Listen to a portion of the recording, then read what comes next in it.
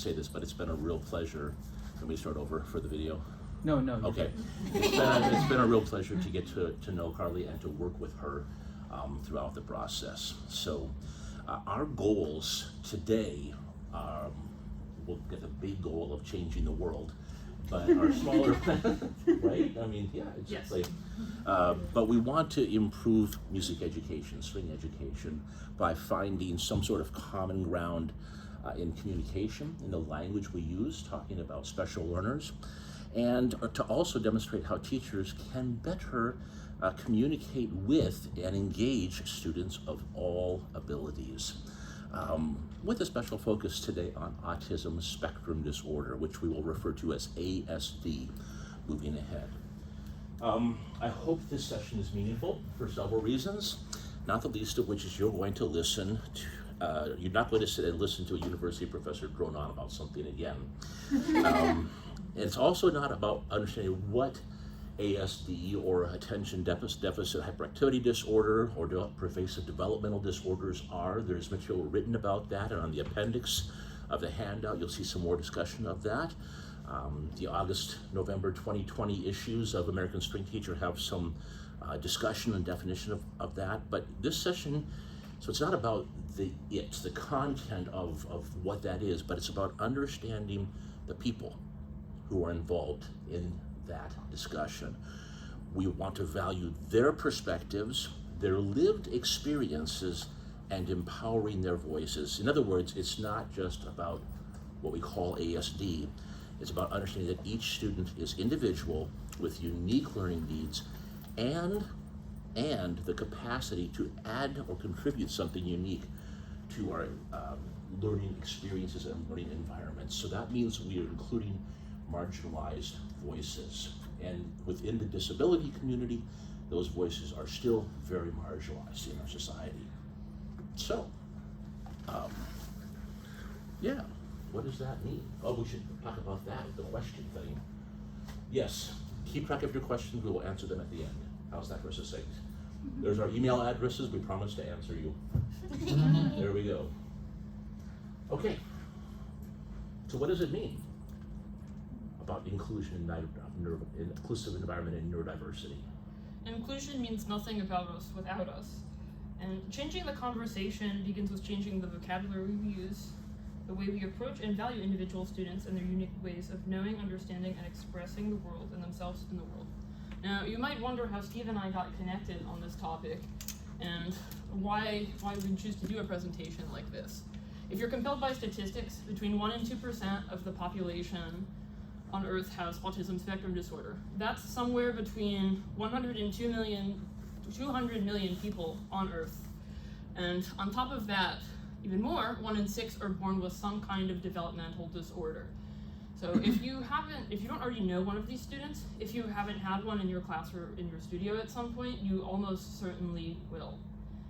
And as I've found, one of my major motivations for doing this presentation is that a lot of teachers know very little about what to do or how to handle these students, both from my own experience working with people, observing how they work with other students with disabilities, and as well as some teachers I've had just very candid conversations with who said, you know, whether they're starting out teaching student teachers or have studios of 50, 60 students that they've been working with for decades. I have a student on the autism spectrum. I have no idea what to do with them. I've heard it over and over again, you know.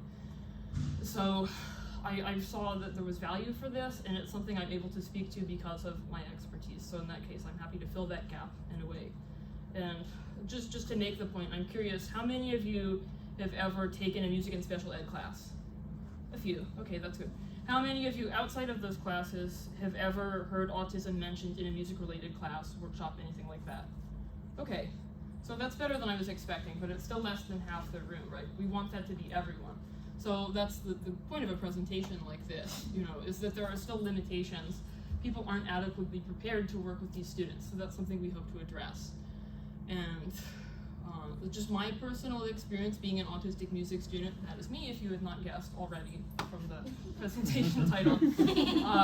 That's my area of expertise to speak to. I've been playing cello for 10 years now. I have my own private students. I am currently a senior at Florida State University, majoring in cello performance. I hope to go on to a master's degree in cello performance, and I've been autistic for almost 22 years now. So that's how I speak to it. You have a lifetime of experience, Exactly, is what you're saying. Yes. Yeah, absolutely. And I have, my oldest daughter is autistic. She is 31 years old, and when she was young, we were just told she was bad, and that she was not behaving and needed to change her attitude. Probably that comes from me, the attitude part. But we realized that what was happening in the classroom and what her learning needs were not even close. We finally had a chance to with the principal. When Jessica was in 2nd grade, the principal said, we don't offer special needs classes until they're in 5th grade. And I'm like, okay, so she's going to suffer for 3 more years and you can't meet her needs. And I was a grad student. We didn't have the money for a lawsuit, to begin to be able to do that. So we took her home, and my wife, who is unbelievable, said, I'm going to figure this out. And some of the interventions and strategies that she developed are now being like, oh, this is what you should do. And Chris is like, yes, I was doing that 20 years ago. So, but my oldest daughter is autistic. We've watched her struggle to what does it mean to fit in society? Where do I belong? And feel devalued and marginalized for much of her life. She's gone through an unbelievable metamorphosis, and at age 30, she was elected to the Pennsylvania State Legislature as a representative, and gosh, there's pretty much nothing she can't do. She has superpowers, and she did say, Dad, don't worry, when my people take over the world, you're on the list of those to be saved. I said, thank you, I appreciate knowing that in advance. But what's amazing about Jessica is that nothing rattles her that would rattle something else, because she has a sense of justice and what's right. She knows how to work hard, skills that she's learned and has adapted to. And so meeting Carly for the first time, I was like, oh, this is another person who can change the world and has all sorts of amazing things. So people like Jessica and Carly are superheroes to me. And that was the article as special learners that I wrote in 2020, was special learners as superheroes. How do we change our perspective? And that's when we begin to value something. Go ahead. Oh, there we go. We're going to value something called neurodiversity. Have you heard that term before? It's becoming much more popular, right? Neurodiversity says that the ways in which we think differently are actually a benefit. They're not a detriment, right? So it's looking towards different perspectives, not just a viewpoint, because right now we're in a political environment where my viewpoint is as equal as valid as your viewpoint, and we don't value expert opinion the way that we used to, right? So that's the battle that we're in. Well, neurodiversity says, maybe I haven't approached this problem in the way that it needs to be approached. Maybe the way I think about this projector, I need to come at it from here, and maybe it's not even a projector, right? It's not a philosophical discussion. It's how do I solve a problem? You know who hires some of the largest numbers of people who are neurally diverse? Microsoft, Apple. They understand that they want people to think about how to solve problems that have never been solved before. We call things disabilities or disorder, but we want to begin to say that's a natural part of intellectual, emotional, psychological diversity. With every personality characteristic, there are strengths and weaknesses, right? You might be passionate about something. Well, passion can lead to anger, it can lead to violence. Passion sometimes overreacts. There are strengths and weaknesses to each. So we want to say that people think differently, and that's a good thing. When you get into the classroom and you don't understand what a student's thinking, too often our goal is compliance. How do I get the student to follow instructions and do what everybody else is doing? And that student may not be tracking or thinking the way that you are thinking about that problem. Other terms that we will use, neurodivergent, that is anybody who isn't neurotypical, and it usually was related to people with ASD or those on the spectrum. We're not going to talk much about ASD, but I want to clarify this because this came up even this morning in a couple of conversations. we don't, when we talk about autism spectrum, we're not talking about the autism continuum. That is a different thing. In other words, it's not more autistic or less autistic. There are 6 characteristics that we measure when we define somebody as autistic, and that is to say that how do those things combine together? You end up with a spectrum, a color spectrum, and you say, okay, this person has these elements that make that individual unique, and this person has these elements that make that person unique. Often there are comorbidities, other developmental disorders that accompany that may contribute to that, but don't assume that that's a high-functioning autistic person and that's a low-functioning autistic person. There is diverse, autistic people are as diverse as anybody else is, any other population is. So autism spectrum disorder is somewhere in this color palette this person is located. My daughter says if you've met one autistic person, you've met one autistic person, right? So try not to overgeneralize. Neurotypical is to describe children who do not have developmental delays or marked measured giftedness. Here are some other examples of neurodiversity, things that you see here.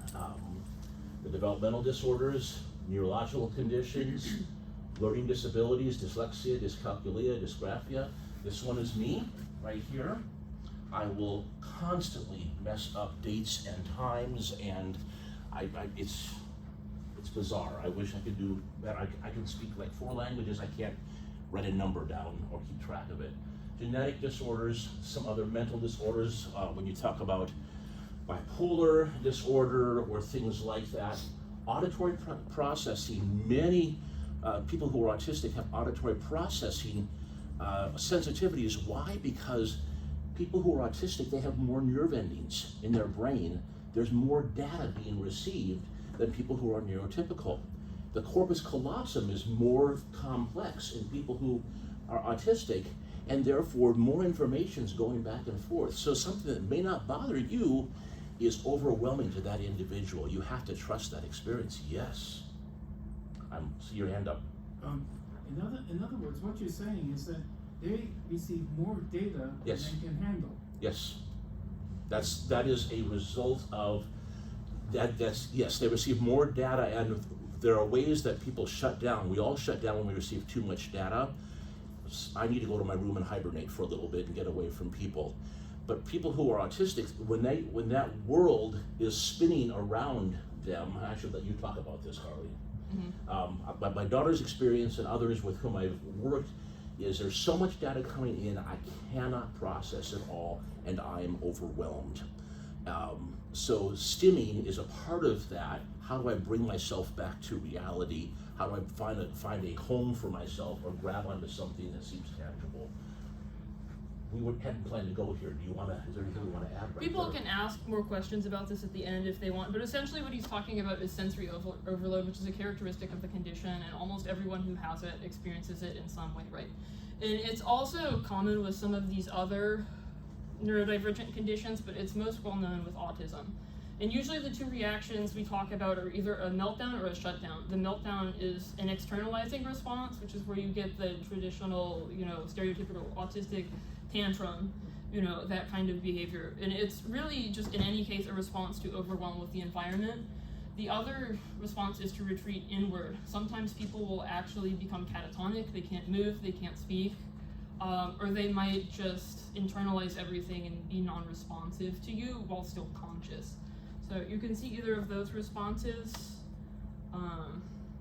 and not everyone is sensitive in that way. Sometimes it goes the other way, and people can be sensory seeking, and they might like really loud noises. They might like things like roller coasters, and they want that kind of overwhelming input because that's what helps to regulate their brain function. So it can go both ways. It can also be a combination of the 2, and is in many cases. So there are biological chemical functions at play in the brain, right? More complex nervous system, more receptors. So be aware that, wait a second, I don't smell fire yet, but that person who's got hypersensitive smell, like, we got to get out of this building right now, I don't smell anything, and so that would be an example of that. that brings us to a really interesting question: is how do we then understand autism or other types of neurodiversity? And there are really two models of this. One is medical and one is social. Carly, would you want to talk about those two a little bit? Sure. This is a concept that comes from disability advocacy more generally, but we can apply it to autism, and that's what I'm going to do here. So we have the two models, right? Medical and social. On the left side here, you have the medical model. We have this woman in a wheelchair. She can't get up the stairs to enter the building. So the medical model says that her impairment is the problem. We need to fix or cure the person in some way so she's able to walk up the stairs and get in the building. On the other side, you have the social model, and it says it's not the person's fault. There's nothing wrong with them per se. We need to modify the environment. We need to accommodate them so it's accessible. So in this case, you could have something like an elevator or a ramp that would allow her to enter the building and participate like everyone else, even though she's in a wheelchair. So that's the difference between the two. We have another infographic here that gives you some more specific examples, but the key difference is that the medical model, yeah, go ahead, take pictures if you want. The medical model is we need to modify something within the person so they can participate. Something needs to be fixed or improved, or some kind of behavior needs to be prevented so they can participate. The social model says there's something we can do, something we can modify in the environment that will allow them to participate the same way as everyone else. And why we bring this up, how it applies to ASD, is that you need both, right? Because regardless of whether you lean more towards seeing something as a disability or a difference, for a lot of people it's both, right? And there are real challenges that need to be overcome, things you need to address, things that can be improved or worked on with oneself. But at the same time, there's pretty much always going to be something you can do for that person, or you can change about the environment that's going to help them. And I think that for music educators, musicians, it's more beneficial to think of the social model because you're not medical experts, right? You're not supposed to diagnose these people. You're not supposed to look at a behavior and say, oh, that's autism, that's ADD, that's bipolar disorder. That's not your job. Your job is just to understand that they're individuals. We all have needs, things that are challenging for us, and figure out how you can address those to allow them to achieve their goals as they relate to music, as a music teacher. So moving on, this is an example of some language that goes along with the medical model. This is actually from Dr. Benham's work that was published in the ASTA journal and is taken from various sources. You'll see similar things in the Diagnostic Statistical Manual, which is used to diagnose autism and other mental disorders in most of North America, as well as on the CDC website. And you'll see these are all things that are accurate, they're correct, they're characteristics of the condition, right? But sometimes they bring in things that are not particularly helpful to us as music teachers, like more judgmental kinds of language, like things are unusual, they have trouble understanding, there's a delay, things are unrelated, they're disproportionate, right? There's that negative perspective with it that I think can bias you towards your students in a way that's not really helpful to you or to them. And on the other side of things, we have how it can work with the social model. And you'll see, again, these are things that are accurate. It's a genetically based human neurological variant. It's a developmental phenomenon, and it produces distinctive atypical ways of thinking, moving, interaction, and sensory and cognitive processing. Again, accurate, characteristic of the condition, but it's a more neutral way of looking at things that I think is beneficial. And what's the difference? High levels of synaptic connectivity. This is actually related to what Dr. Benham was talking about a minute ago with just more neurons firing in the brain, more dense brain structure, more complex structure. It's the same idea. It's a theory in neuroscience that, as we understand it, is the major difference between an autistic brain and a neurotypical brain. And what's important to know about that is that people on the spectrum tend to register more information, and the impact of each bit of information tends to be stronger and less predictable. That has to do with sensory input and things like that. We're going to hear a little bit more about what does that mean for the classroom Yeah. in just a minute, right? Because it does affect how you deliver instruction, not just verbally, but physically, visually, in many different ways. It also says autism isn't something that we need to cure. I'm going to let that sit there just for a second. The social model says this person is different, that's a good thing. The medical model can be used to say, I need to cure this person. And if we cured autism spectrum disorder or other things, we would not have Albert Einstein. we would not have Richard Branson, we would not have Helen Keller, we would not have a lot of the things that in life we are richer because of people who are neurally diverse.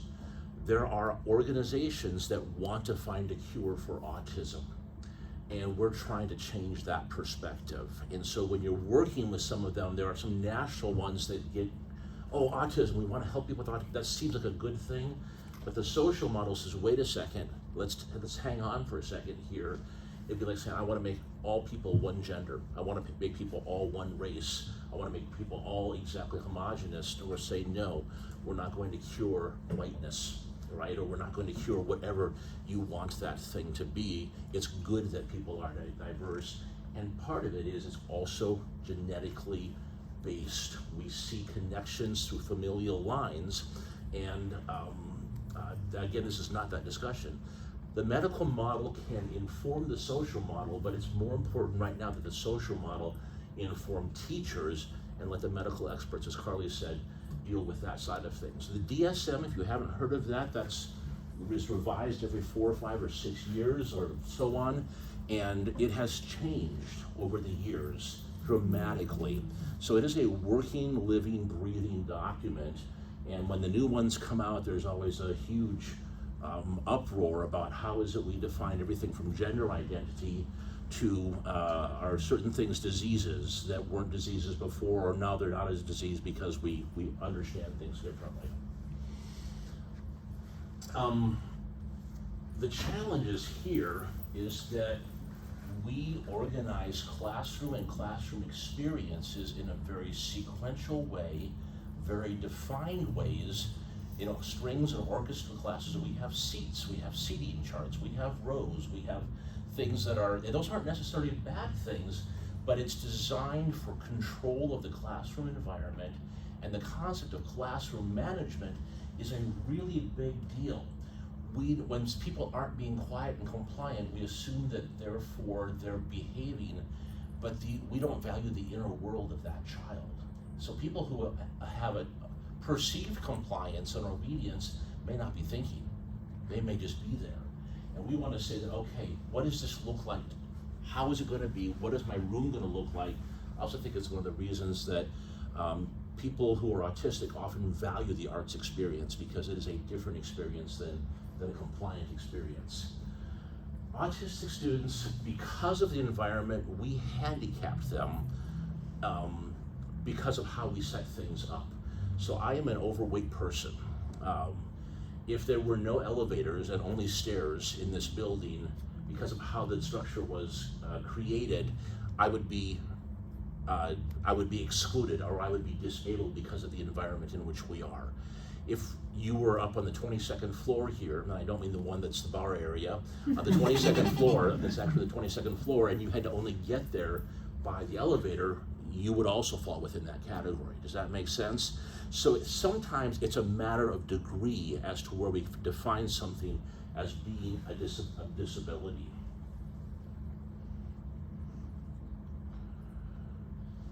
This is an important statement here. The sensory experience of the world is more intense and chaotic for the autistic child than the non-autistic child. That means that you as a teacher have to consider with more care the environment and the atmosphere that your room is, in which your room is created, in the consistency and the routine of your classroom management, and that when a student comes in, they're not overwhelmed by so much activity that they will shut down. It's really important to think about structuring the experience of entering the classroom. What does it mean to come into the classroom a certain way? Unfortunately, that requires the task of navigating that requires more energy for the autistic individual, and they end up shutting down, having to say, why does I have to constantly adapt to the world around me? And that's something that many autistic individuals have shared with me, is I feel like I'm always having to adapt. And the negative response has been, well, you're the minority, you should have to adapt. Wait a second. What is it that Carly has to say that's important, right? So it's not a deficit, a social communication deficit, it's just different, okay? So autism is a value judgment. It's a matter of degree rather than a scientific fact. It's like race. It's just something that we're understanding. People are different, and we cannot easily classify people one way anymore. The world's becoming more diverse that way. This is a challenging thing, and I would imagine next year if we had the same conversation, we would have different information. Mm-hmm. So, what does it mean if we shift our perspective?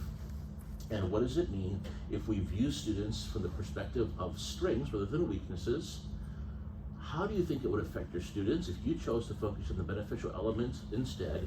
And then I'm going to give you just a minute or two to think about this question. How is it that perceived deficits function as assets? Just think about that for a minute. Deficits as being incredibly sensitive to the environment around you. The ability to process a lot more information than the average student. The ability to hyper-focus for long periods of time. Think about that for a second. We'll come back to that at the end. And to add on to that, going back to the same list of the Medical model, yeah. deficit-focused medical model, right? Can any of you think of ways that these characteristics, well, posed in a negative light here, might actually be assets for a music student in your classroom? Thank you, Corey, for moving us ahead to that slide. I'm going to sit down. I have an arthritic knee, so. Yes. Well, I think when you're, and this might be more of in an elementary general setting, but when you're asking students to react to music and just move to music, Yeah. an autistic student might have an easier time of doing that because they naturally are more inclined to maybe move to what their environment is going on with, if that's something that how they express their sensory understanding. And so that might actually be an asset and a model for their children in the classroom to say, hey, it's okay to move how you feel or how you're experiencing your world today, and to express your experience that day through movement. Yeah, exactly. They may very well feel a more direct connection to it through movement, and from that, it can make other students feel more comfortable in the classroom. That's right. Exactly. Yeah. Anyone else? Yeah. Having a sense of interest can make it easier to practice more regularly and for longer periods of time. Exactly. I mean, imagine a student who consistently practices 4 or 5 hours a day. Great, right? No problem. Someone who knows a lot about like French 20th century music specifically. That's an unusual obsessive interest, right? But it can be a huge asset for a musician. Yes. I had an unusual experience with one of my students recently. We were doing a Dia de los Muertos concert, and so we were doing all these different kinds of Mexican regional musics.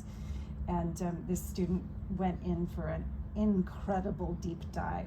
And by day 3, I had a drawing on my whiteboard this big of Mexico and all the different styles of music and their instrumentation, and I have a picture of it on my phone. It was such incredible detail he brought into this, and he had gone home with this obsessive like spin on this and just absorbed all this information, and he could have given you a college class on it by the 3rd day we were doing this. It was just phenomenal. It was good for the class and good for him and good for me, and it was quite Great. beautiful All around. Yeah. Right. Love it. Right. Yeah. Anyone else? Yes. I was just going to say, having routines in general is a good classroom management technique just for everybody. And I think it's a good practice in every respect of anything, to make sure that there actually is a good routine, and explicitly communicating when you're going to break that routine. Because, I mean, especially for younger kids, that's like the fastest way you can lose a class. Your pacing goes down the drain. Yeah. And I feel like it's just a good practice in general to maybe be organized. Yeah. Not that I am. I'm definitely not. But, I mean, practice routines. If your class isn't starting on time, if you forget the scale warm up, they're going to be on that. They will remind you. Never be able to get past without doing it. Yeah. Yes. Yeah, like I have a brother that has autism, and he always tries to uncross my legs. Like that's just like a habit. Like if it, like there's something like they're really, really like you said on it. Like it has to be this way. They're fixed on routine really hard. It might be the symmetry or something about that. That's what I guessed. Yeah. Interesting. Yeah, so if there are moments as teachers where you feel like I can't possibly know everything about what I need to know, you have students who will do that, right? It's like, okay, I need a person to fly to the top of the Empire State Building, and I'm gonna find Superman to do that, and it's the same thing as, oh, I know this person will go after this and has skills to fix a technological problem that I don't have, or skills to find out about a composer, or my goodness, we haven't done any music from Latin composers, what is available, and a person with research skills and the ability to focus is a huge asset in that way. But I want to be careful that we don't become usurious, or usurious, whatever it means, that word. Take advantage of those people and say, oh, well, it's like thinking about managing a football team. This person's a situational wide receiver. I'm going to bring him in just for that, so that they serve me, right? The idea is that we serve our community together, and that's a really important perspective. So moving along, our next section, now that we've learned all about neurodiversity and these models, what do we actually do about it? How do you apply this in the classroom in a way that will help you and your students and is meaningful for everyone and creates a better experience to reach our goals in this case?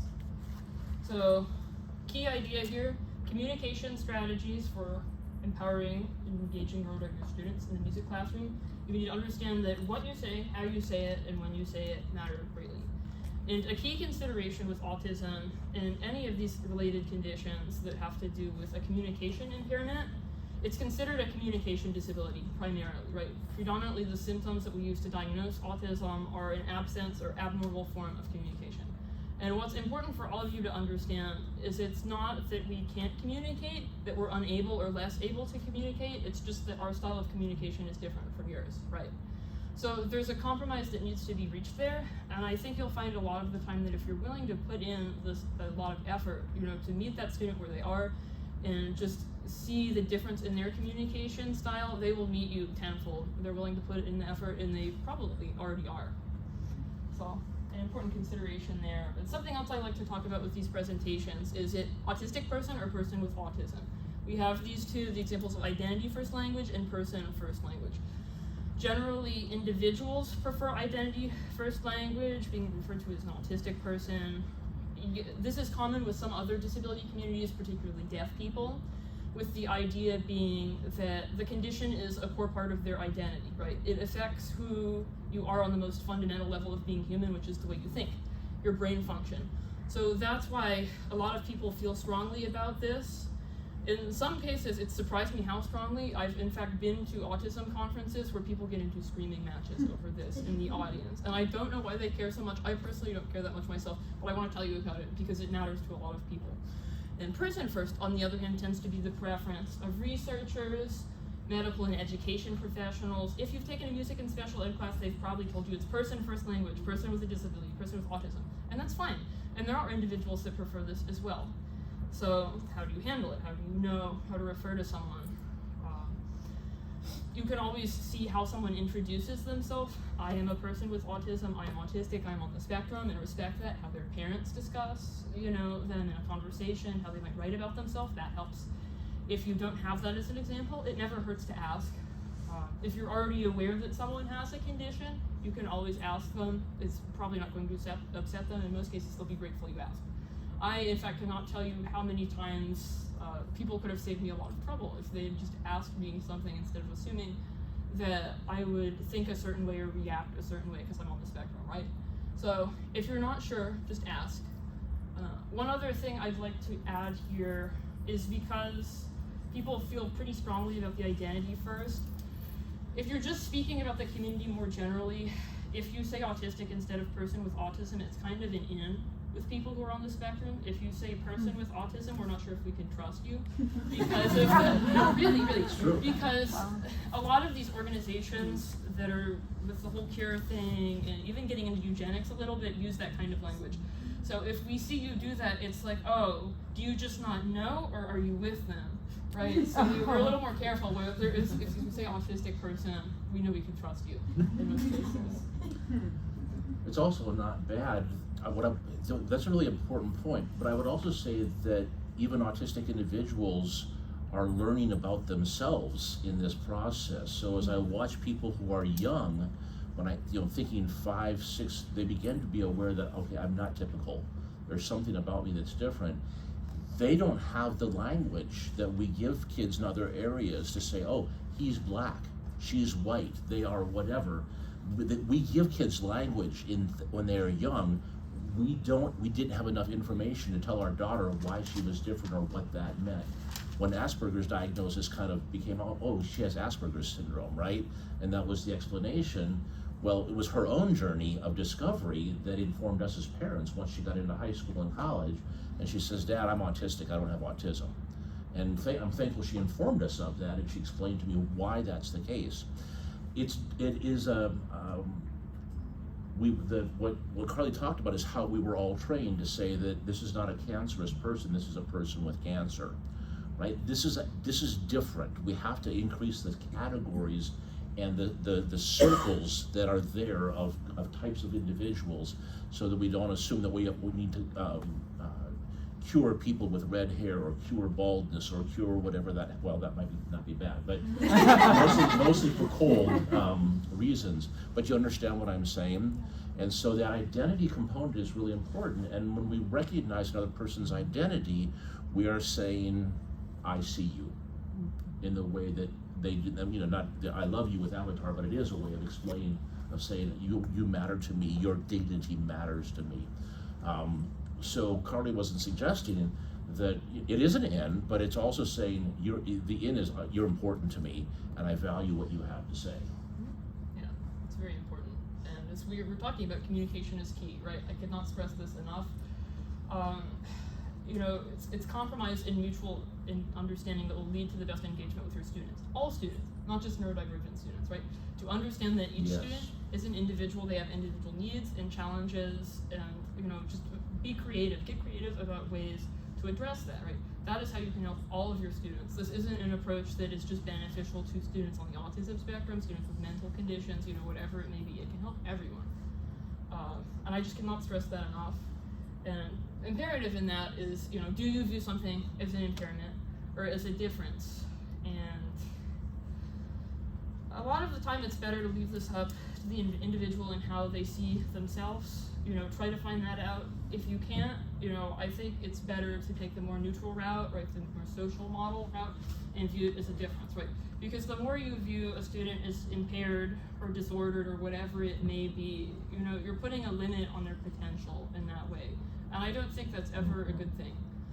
It can bias you towards them in a negative way. You can leave them behind and not help them in areas where they really might benefit if you just took a different approach. So that's something that's crucial. And also, it's important for you to remember that it's not your job to manage human behavior, right? It's your job to learn as much as your students, as much about them as you can, and their needs as individuals, so you can help them achieve their goals in music or adjacent to music, whatever it may be. That is your responsibility as an educator. If you have a student that has such severe behavioral challenges, that they're not able to work in the classroom environment well and not achieve those kind of musical goals, you need to take a step back and address that first, right? And sometimes it may be just a really simple solution that you're not seeing because you don't understand the root of the problem. And in another case, there might be a more serious intervention that's required that the student isn't getting outside of school, right? And again, impairment versus difference, focus on strengths rather than deficits. That is key here. Some of you might be thinking to yourself, okay, I wish I knew 30 years ago. Well, some of you are thinking 30 years ago you weren't alive, but I wish I knew, 5 years ago or 10 years ago what I'm hearing today.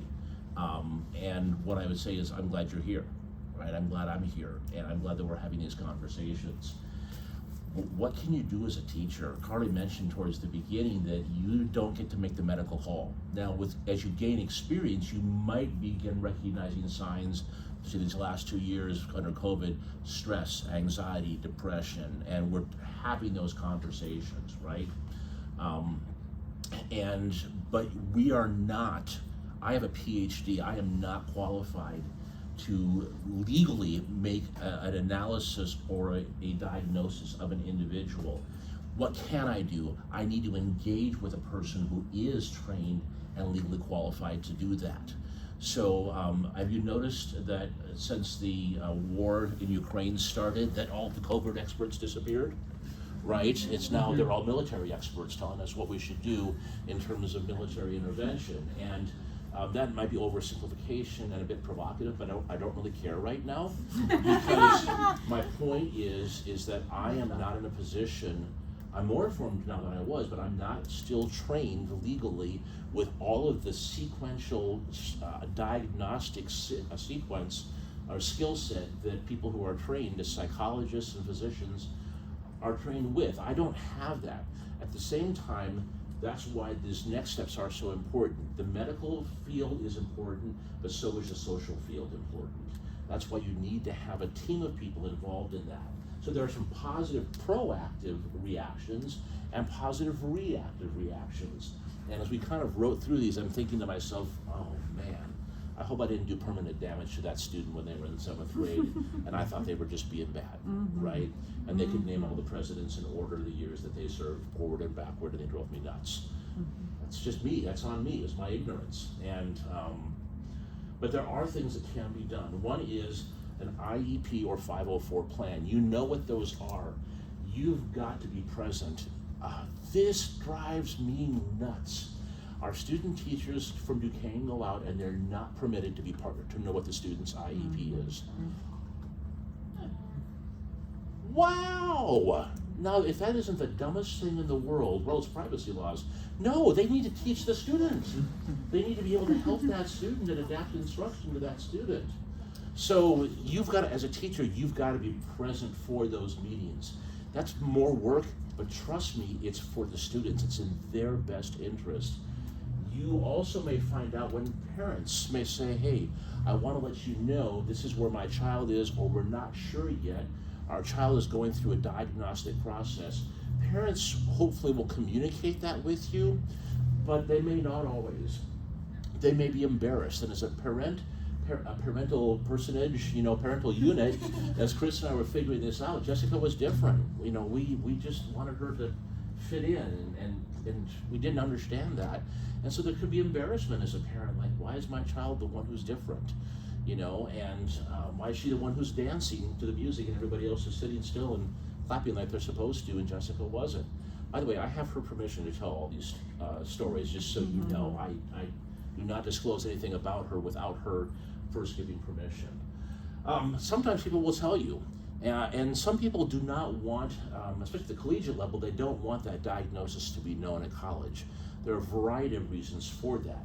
But in the elementary schools, hopefully the parents will tell you, as the student gets into middle school and high school and they become more aware of their own identity and themselves, they may share that with you as well. What does that mean for you? You've got to be a person they know they can trust. And they will know that because you show value for them, even in the moments when they know that they are not blending in with the crowd. Educated guesses, I mentioned this, don't assume. Where do you go if you're thinking something's the case? What's your resource in your school? Who do you go to in your school? Is it a principal? Is there a guidance counselor? Who is it that you go to? Do you know who it is? How many of you would know? You can, all right, how many of you aren't sure? Okay, yeah, go find out who is the person who's involved in that conversation. But you may often not know. What do you do in that situation? It goes back to that, treat each person as unique and respond to the situation, understanding that most children are not trying to be bad. Most children are trying to do the right thing. Can you offer more structure? Can you offer more support? You might think, yes, this person is autistic, this person may be this, but treat that individual and know that, okay, if I give them more support, sit them here in the classroom, if I don't come directly at them and threaten them, that's going to be a different thing. And I'm a big person with outgoing personality, and I can threaten people by moving that direction, and then other people are more quiet and they're more gentle and appear more empathetic, right off the bat. So that's important in terms of positive reactions, proactive reactions, planning ahead. There are some positive reactive actions, and that is when to encourage or accept behavior that is different. So let's say that you're in class and you introduce a piece by Duke Ellington, and all of a sudden an individual says, do you know about Duke Ellington, that he was born this year and he composed 75,000 pieces and they're in these keys, you could go, oh my gosh, that's really interesting information, let's move on. Or like, whoa, that is cool, check that knowledge out. What else can you share with us about Duke Ellington? What should we know that would inform how we perform this piece? Can I meet with you, before class or after school, and you can teach me a little bit more about that, right? So not assuming that the person is trying to get attention for negative reasons, but like, I want to share this information. And if they are comfortable enough to want to share that information, that means there's a level of trust there. And we have to validate that trust and validate that moment.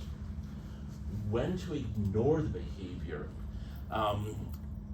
Recognize when the student is overwhelmed, recognize when that student is in that moment where they're either externally demonstrating that they're overstimulated, or when there's a shutdown, don't force the issue. Look at me in the eyes. I'm talking to you, look at me in the eyes, right? And allow that student to have space to decompress or to figure it out with that individual separately. It may be that student, you find out, we switch seats and all of a sudden that student is acting out according to our definition every day.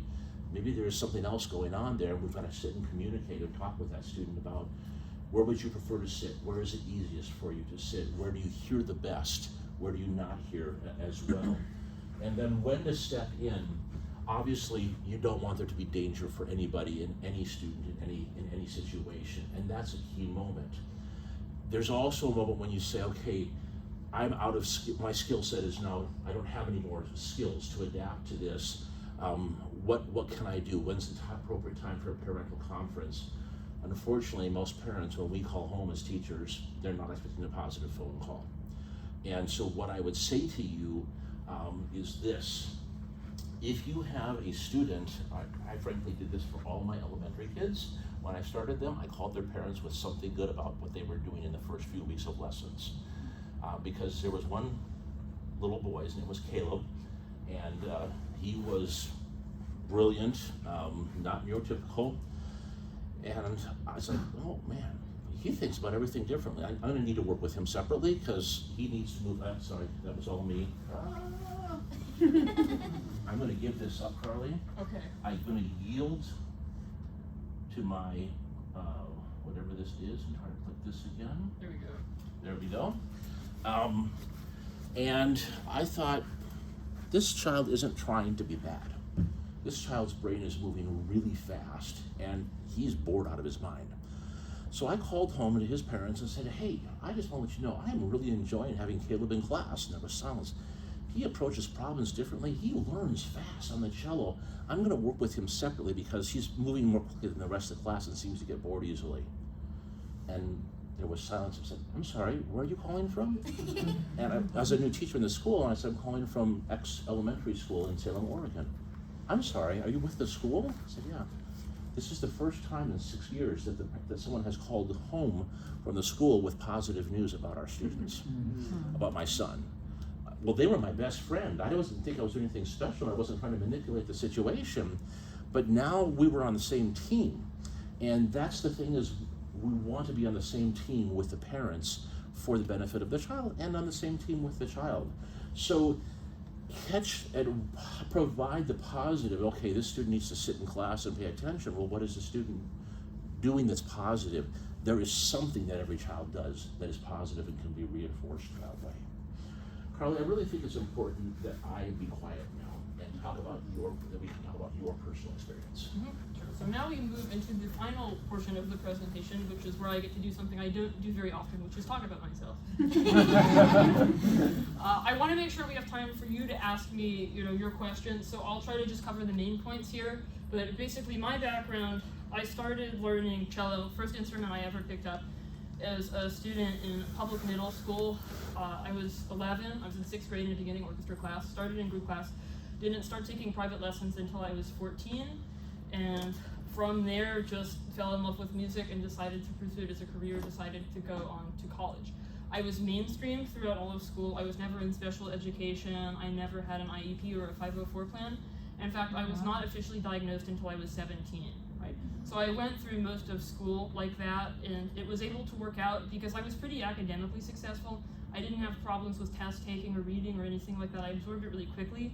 It was more social and environmental challenges that were problems for me, but did not create problems for that many other people, so they were just kind of swept under the rug. And in relation to learning an instrument, it was the same thing. When I started in middle school, it was more social challenges with the other students and challenges with the environment of switching classes all the time, and just that difference of middle school. There wasn't that much early on that was unique to music.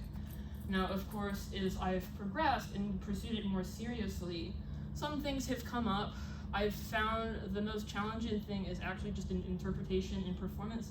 I get a lot of feedback related to having a neutral facial expression, a flat affect, which is a characteristic of autism. You'll see it a lot, is that you either just have a more monotonous voice, not a lot of going on with the face, or sometimes people very over-exaggerate, and it seems like they're being an actor or something, you know, in a way that's unnatural but still very expressive. So you can see both sides of things.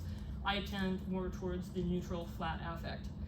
And I've gotten feedback on this ranging from it just seems like I'm not engaged in performance, it seems like I don't really care about the music, to things like multiple people have said to me, you play like you want to kill yourself. Which is not something you should ever say to someone, but multiple people in different places have said it to me, so I bring it up, right? And that is, you know, it's an ongoing challenge because even having been in speech therapy for years to work on things like that, right? The way I express, the way I talk, it's never going to get better.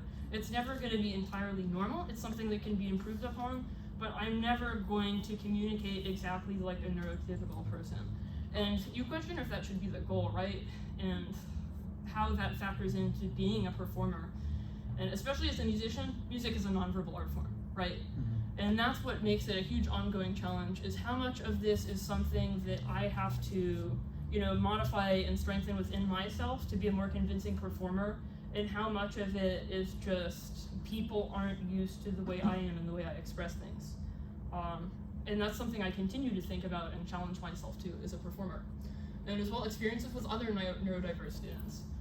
If you haven't realized it already, there is a disproportionate number of people who are neurodivergent in the music world. I don't have a study I can cite, but just from my own experience, you know, working with other string players, I've had everything from very positive experiences, connecting well with other students who may be on the spectrum or have a similar condition. I could work more easily with them. In some cases, I've also seen students who have a lot more trouble than I do. There's one story I like to tell from when I was in a youth orchestra quartet in high school where the viola was autistic. And he wasn't able to communicate as fluently as I can, and he had a lot more challenges with the nonverbals of playing in an ensemble. He was the principal player. He was technically solid. You know, he could play the instrument very well, but these challenges of entrances and starting together with a group in a quartet rehearsal were a real problem. And our coach at the time really did not want to work with him. She made it clear, I don't want this student in my group. I don't care if he's the best violist in the youth orchestra. I don't want to deal with him because he's a problem. And we just had a lot of rehearsals where we sat through it and she was berating him. She was like, you're not special, you can't do this, you just need to pull it together and figure it out and come in right.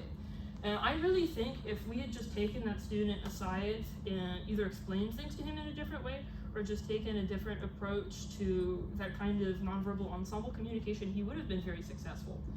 But he wasn't in an environment where people were willing to do that, unfortunately, and he was thrown under the bus as a result. And something that's important to realize as a teacher, I hope you don't ever do that, first of all, but anytime you single out a student, you alienate them in that way, you never know who's watching, right? And you might think, oh, this student is a problem, I need to make an example of them in this way. You have to be very careful about that because you don't know who's relating to them, right? Because I was thinking throughout all of that, okay, this teacher, this quartet coach, might not know that I'm on the spectrum, but if she did, how would she treat me, right? And here she was all along thinking that I was more like her, and this student was the other, right? She's the problematic one. But just because the way I behave, the way the condition affects me wasn't a problem for her. Meanwhile, I was relating more to this student, and she was just alienating me from her teaching, you know, in the group she was working with. I also have some experience to speak to as a private teacher. I've worked with students a little bit as an orchestra aide when I was in high school. They were my peers, however. And at that point, several of them disclosed to me that they had a disability. With my own private students, I don't know, because it's unusual that a parent or a student will tell you that, especially if they're younger. Sometimes it happens. I'm sure it's happened to some of you at some point, but it's not the case for me yet. Some of the time you'll know you won't know the condition, but you might see more obvious symptoms like tics.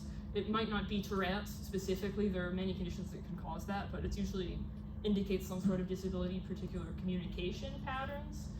Something to be aware of is a lot of neurodiverse students don't do well with open-ended questions, right? I have some students I can ask them an open-ended question and they'll just go, you know. And you know, it's interesting because you get taught to ask that a lot, right? To get students' input, but there are some students that just, you won't get a good response from it. You're just gonna make them shut down or blank on you. So in that case, you need to, don't ask them, you know, how does this feel? Ask them, is your pinky on your right hand hurting? Or something like that. Very specific questions, yes or no questions, that can help a lot. And like I said, you're not always gonna know. You might be able to make an educated guess, but it doesn't really matter if they're disabled or not, or disordered, or whatever it may be. You just need to understand that they have individual needs. That's the key, right? And maybe the student doesn't respond well to open-ended questions. It doesn't mean they're autistic. It doesn't mean they have ADHD or whatever. It just means you need to take a different approach to communicating with them. And just some things I'd like to highlight. What has helped me as a student? The incredible patience of many teachers I have worked with along the way is a huge asset. I would not be where I am today if not for them. You know, taking the time to work with me and seeing past some of the things, some elements of my behavior that were challenging or strange, but also recognizing my potential in that and continuing to work with me to help meet my goals. So I am infinitely grateful for that. Parent involvement.